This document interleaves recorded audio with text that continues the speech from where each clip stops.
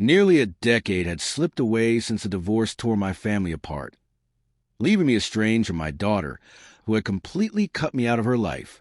My name is Thomas Grayson, and now at 57, I carry the weight of those years like a heavy stone pressing on my heart. If someone had told me 10 years ago that I would be sharing this story, not for pity or closure, but to unburden the pain I've kept locked inside, I would have met it with a bitter laugh. I once believed that time could heal every wound. But time doesn't always mend. Sometimes it only reveals who truly matters. My marriage to Caroline fell apart slowly and painfully after 22 years together. I was 48, she was 45, and our daughter Lily was 19 when everything collapsed. When the divorce became official, Lily didn't hesitate.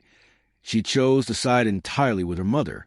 Calls went unanswered, texts ignored, and every attempt I made to reach her was blocked. Her final words to me cut deep. "Mom told me everything I needed to know about you." I tried to find her, even once showing up unannounced at her university apartment, only to be turned away by campus security. The message was clear. I was no longer welcome in her life.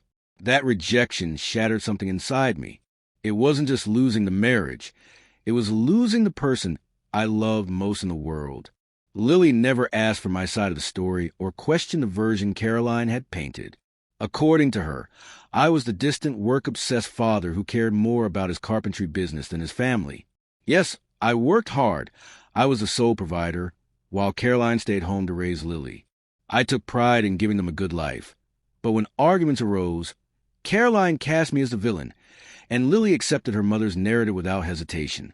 I never had a chance to explain myself, only the cold weight of rejection.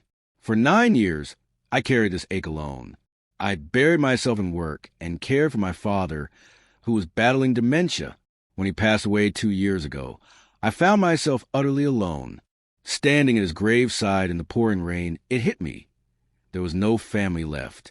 No daughter, no wife, no one to share the silence with. Then, 3 months ago, an unexpected call came from an unknown number. A tentative voice said, "Hi, Dad." It was Lily. My heart stopped. Her voice was deeper now, gentler, uncertain. She mentioned seeing a post online about her grandfather's death and wanted to check how I was doing. I was stunned. She'd still been keeping track of me. I thanked her, choking on emotion, and told her how much I missed her. We agreed to meet for dinner the next weekend. I prepared the house carefully, cleaning until it shone, cooking her favorite lemon herb chicken, and setting the table with fresh flowers. Seeing her walk through the door after so many years was like stepping back in time. She resembled her mother so much, yet I could still see the little girl who used to hold my hand at the park. We embraced quietly, and though dinner was tentative, every moment was precious. Finally, I asked a question that haunted me for years. Why never listen to my side? She looked down, tracing the edge of her plate, and whispered, "I was scared." Mom told me things, and I believed her. I didn't know how to doubt her. Her apology was heavy with regret. I wanted to believe her, but a doubt lingered. When I asked why she'd reached out now, the truth came out slowly. She was engaged, planning a lavish wedding, and finances were tight.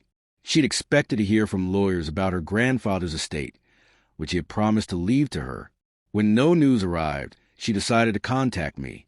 "Any help would mean a lot," she said, her smile uneasy. Her words hit me hard. I dreamed of this reunion, of being her father again. But realizing she saw me as a financial resource broke something inside. I explained that my father had changed his will years ago, leaving everything to me. I offered a few $1,000s from my savings for the wedding, but her expression hardened. "That's all," she said, frustration clear. "Grandpa promised I'd inherit everything. I'm his only grandchild." I calmly reminded her she hadn't visited after the divorce. Her eyes flashed with anger. "You're just like Mom said, selfish." I chuckled bitterly. "You're showing me why I was afraid you'd come back." Her voice rose.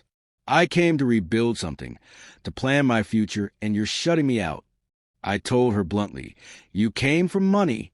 She froze, shock and guilt flickering across her face. I continued, "If you hadn't blocked me, you have seen my messages, updates about Grandpa's health, invites to his funeral. Maybe then he'd have kept his promise to you. Her voice wavered. What messages? I told her to unblock me. She did. And I sent her every note I had written over the years, hoping for a conversation. The silence that followed was thick. You chose not to reply, she finally whispered. I said nothing. We sat in the heavy quiet until I stood. I don't hate you, Lily. I never could. But I don't trust you. And love without trust is only a shadow. Without another word, she left. I was alone again in my quiet house. But for the first time, I felt a strange calm. A week later, my phone rang. Caroline's name on the screen was like a ghost from the past. I ignored the call, letting it go to voicemail. She called again, then again.